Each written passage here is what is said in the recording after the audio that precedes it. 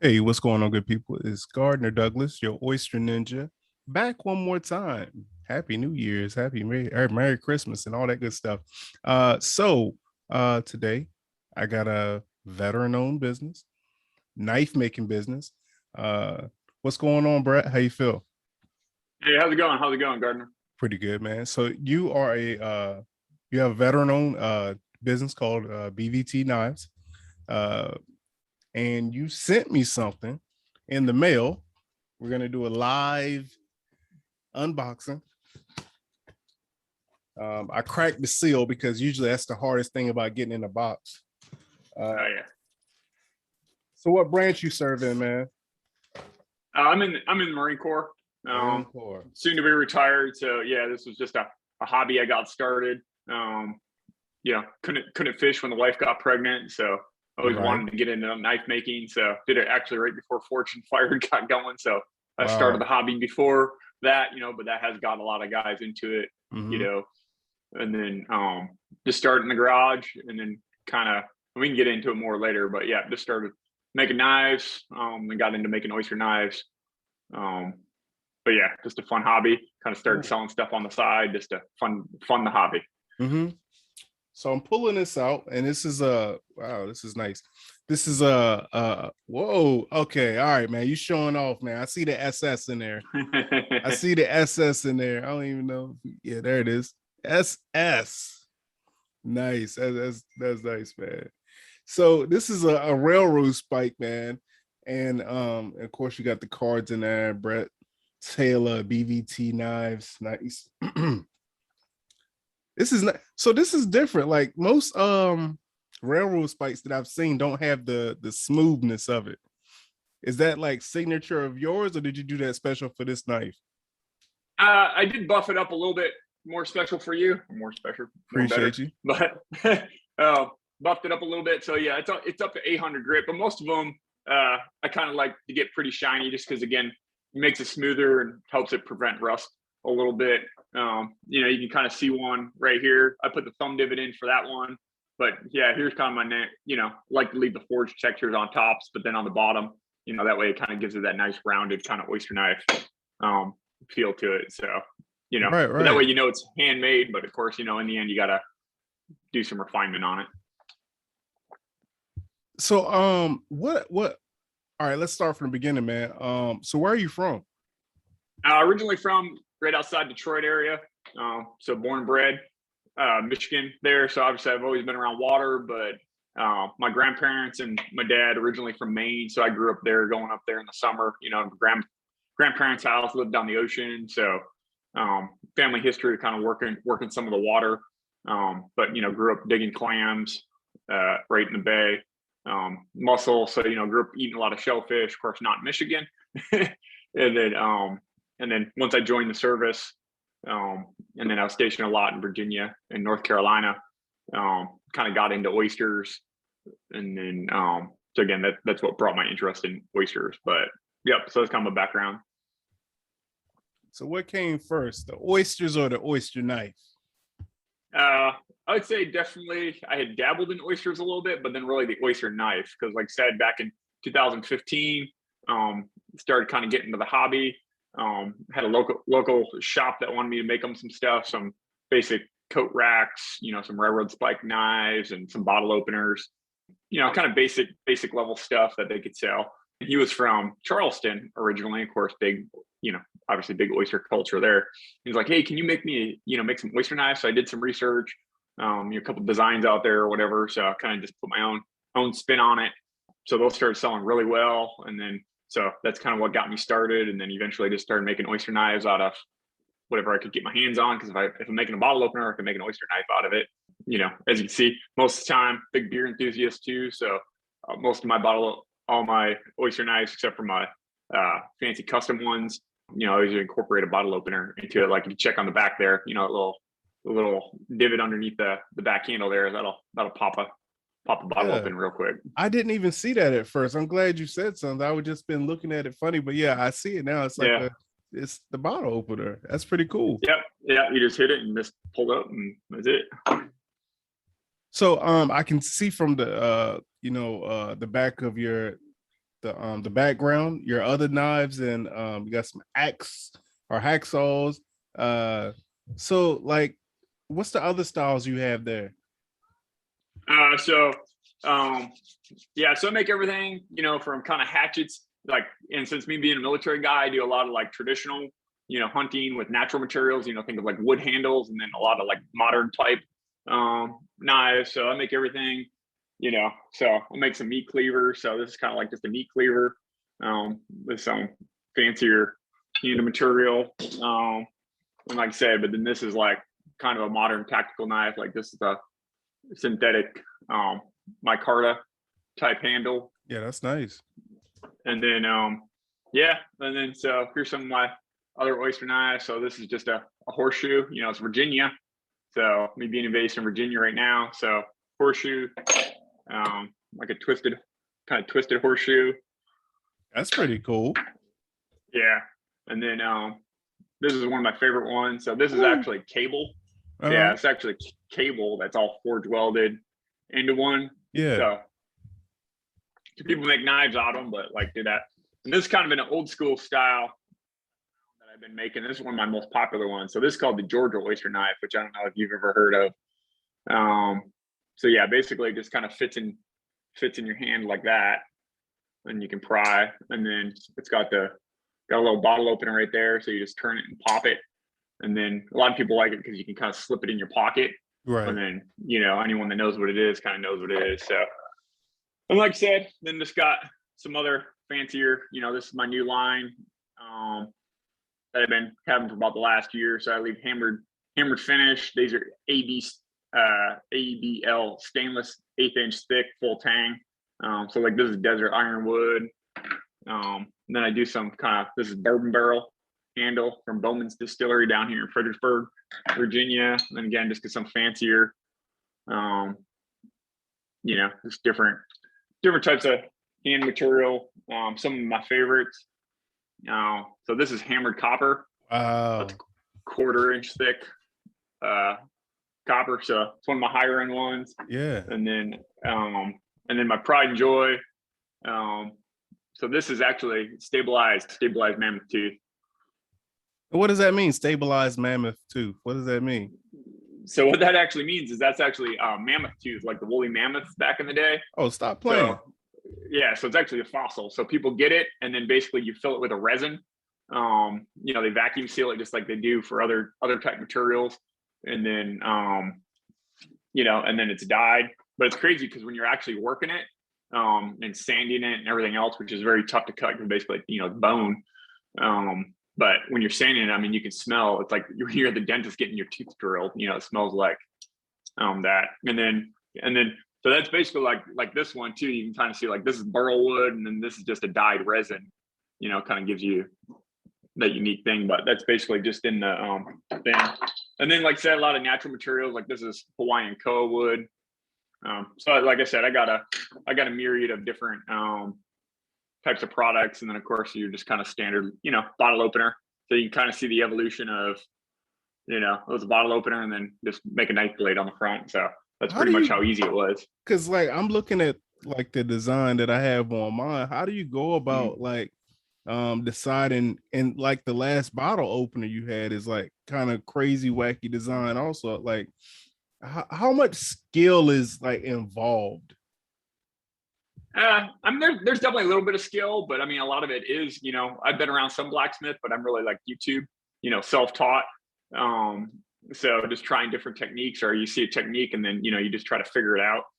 Some of those, like the one I just showed you, I mean, that's, you know, basic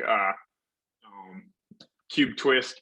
So you pretty much just, if you got a railroad spike, you do 4 even slits, and then you just cut 2. And then once you twist it, it kind of breaks and you kind of get that cube pattern. You know, most of them are just simple twists, but like the one that you got, you know, I just put in some deeper grooves. And then so when you twist it, it kind of gives you more of that rope look to it. So again, it's kind of endless. And then, you know, the good thing is, you know, I make an oyster knife, but then you can make a bottle opener and you come up with a new design. So yeah, that's really it. And also, I mean, you asked me, but I can definitely see, you know, how this is kind of rounded and not pointy. I'm ready to try this out, man. It's been in a box because you sent it to me what before the holidays, and Yeah, probably, but I got busy. You got busy. exactly, This, yeah, you got to grind to make the money when it's man. this is the oyster. Everyone up in DC having oyster parties. I've seen you hustling. So Man, I've been rocking and rolling, man. I've been rocking and yeah. rolling, but I'm ready to break this thing in, man, and see what it can do. So I saw you. How big is Etsy for you, man? Because I checked out your site, and that's where I learned about the Georgia knife. How big is Etsy for you? What is your biggest, like, where do people mainly find you at?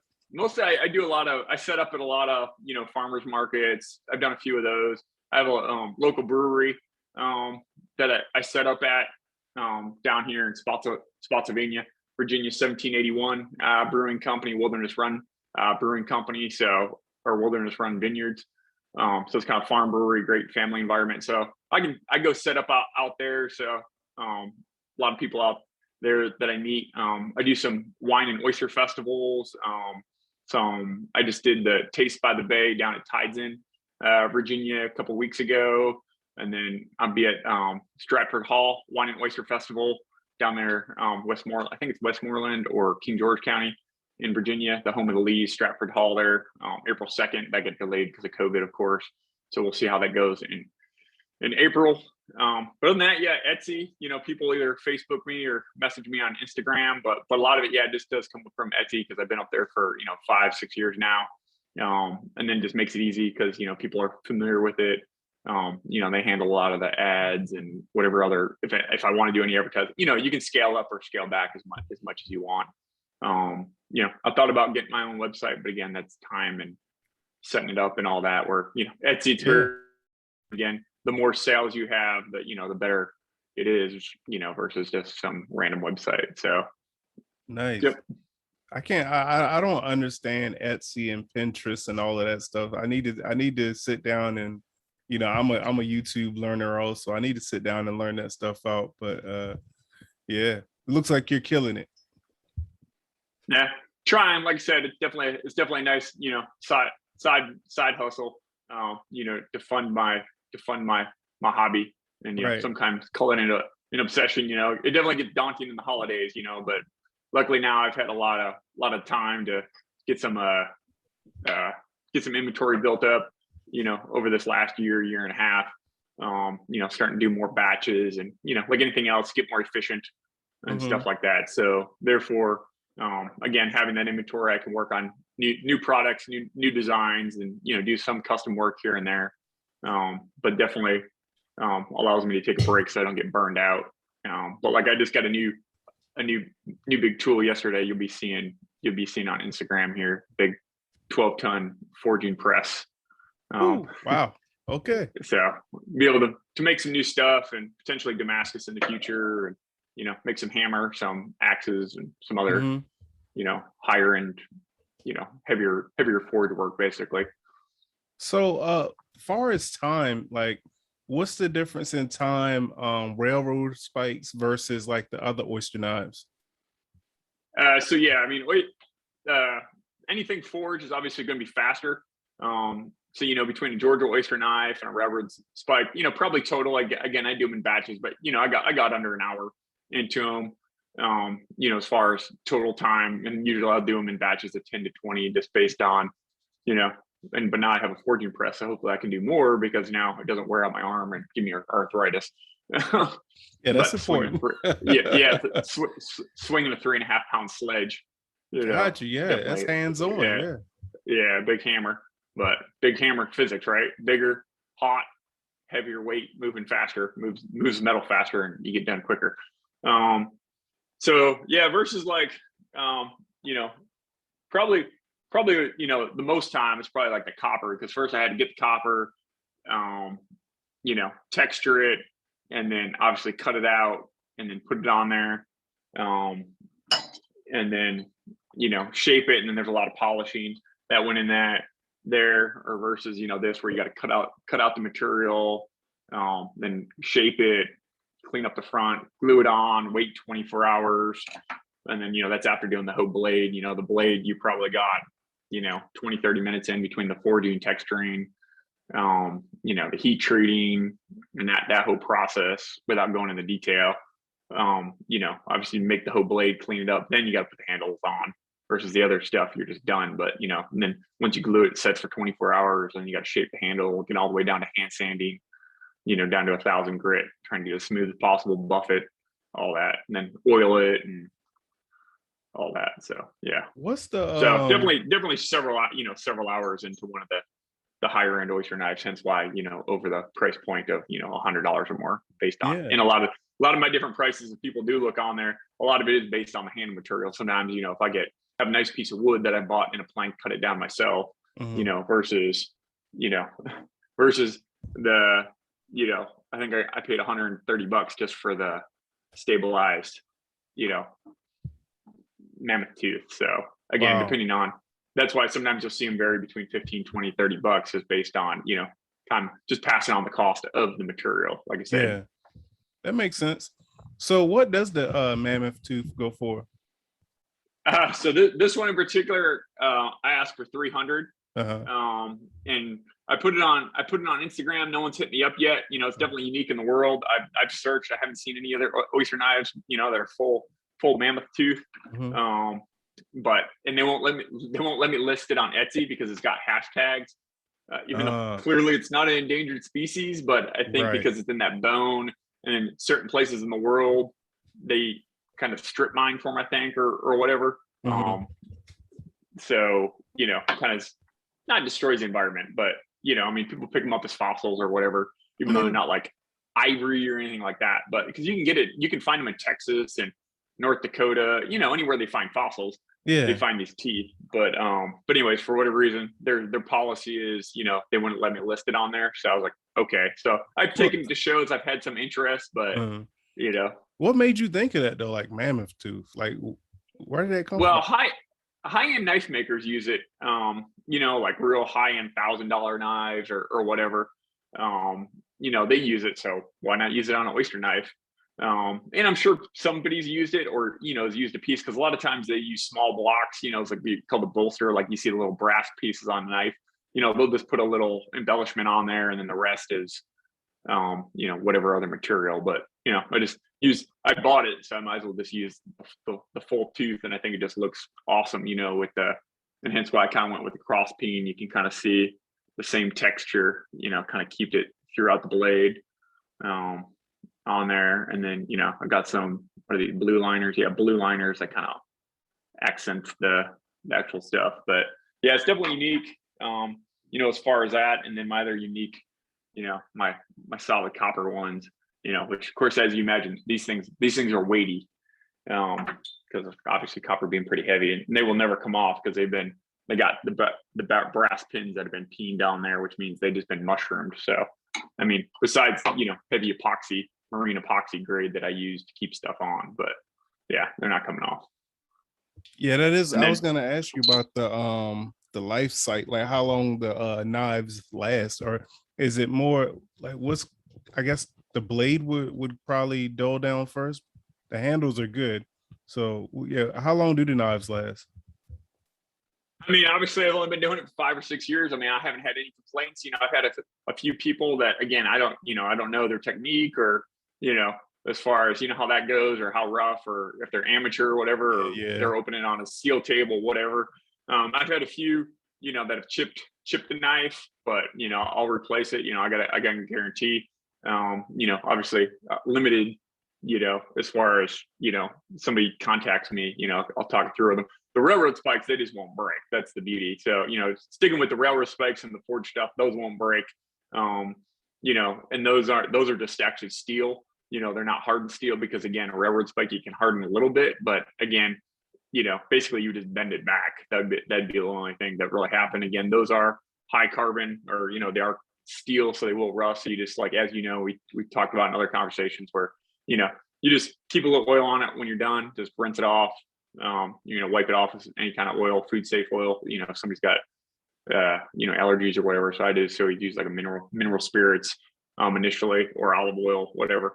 And then if it did ever rust, you can knock it off with some steel wool, or high grit sandpaper. or whatever you got. But yeah, as far as the higher end oyster knives, that originally my first designs I started with carbon steel. So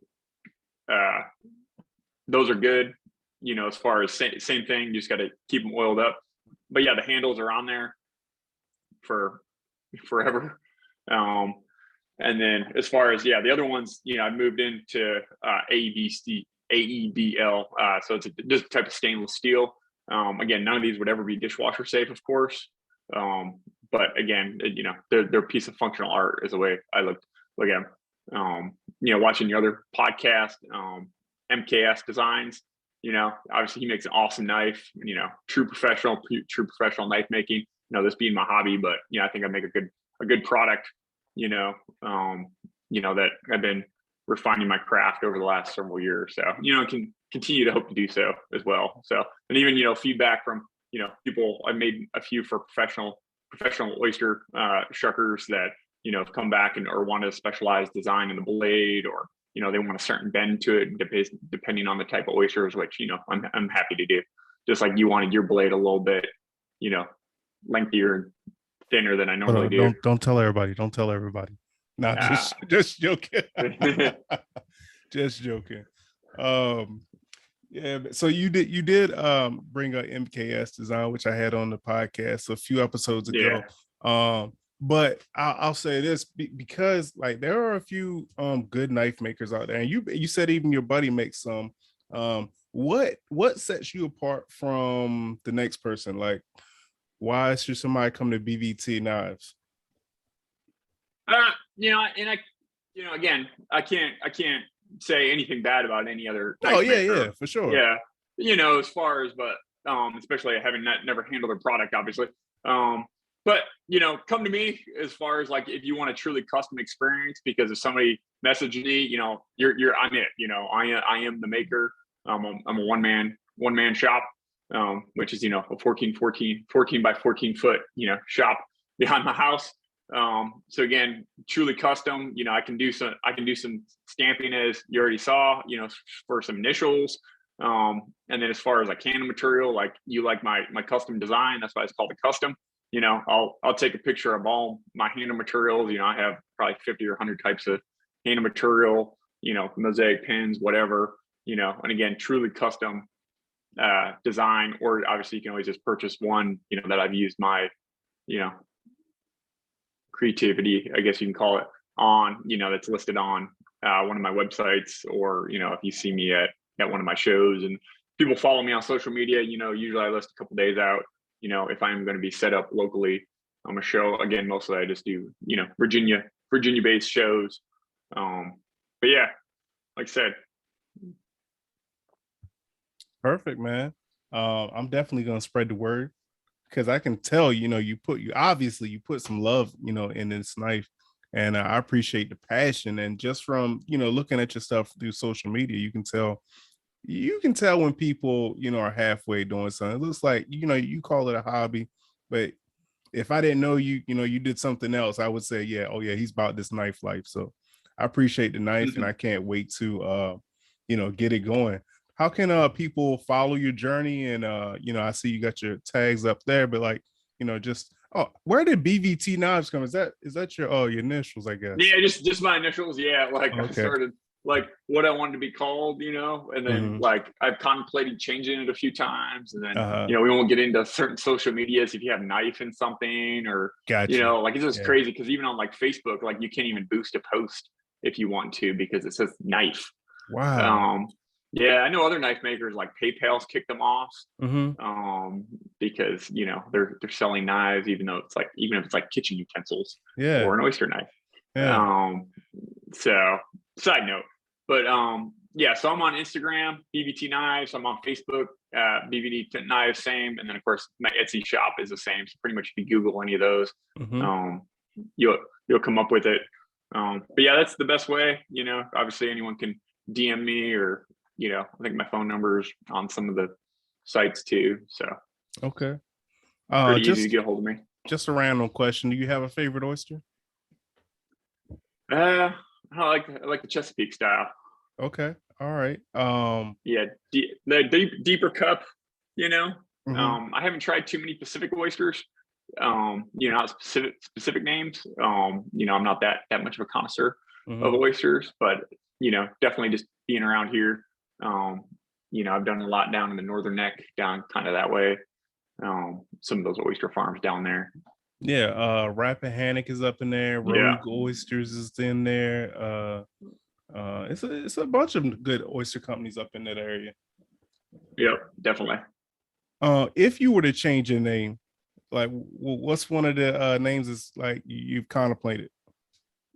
I still like to make a bunch of other stuff. So, even though Oyster Knives has kind of become my main thing, so I wouldn't want to go or, Rappahannock River Oyster Knives.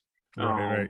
I was kind of thinking of that, but again, there's already kind of Rappahannock Oyster Company, Rappahannock River Oyster Company. So I wouldn't want to, people get confused or anything like that. All's fair, right? that is true. Even though, they got great oysters. Yeah. And then my buddies down in Cape Fear Oyster Knives, down there. I know those guys down there in North Carolina, with a different style, making some good stuff down there. But either that or like just Taylor knife and tool, because they kind of call tool, whether it be bottle openers and some just home decor stuff. I've got into copper bowls. I mean, if you look at my Instagram, it's kind of all over the place. Like I've done some copper bowls and steel bowls and some ornamental stuff here and there over the years, and done some fire pokers and steak turners, basic blacksmithing projects. Kind of get interested, make a run of something, sell it, move on to something else. Dinner triangles, you name it. I've made a bunch of different stuff over the last 5 or 6 years. So, just don't want people think, it's only knife, but it's self-explanatory if you look at, hence why the sign has pictures of all kinds of different stuff. Right. And then if you look at any of my socials or, Etsy shop, you can clearly see I do more. All right, man. Well, I appreciate you for taking time out your day and talking with the Oyster Ninja podcast. Any last words or anything? No, man, just keep doing what you're doing, and then, look forward to seeing it. Appreciate you, man.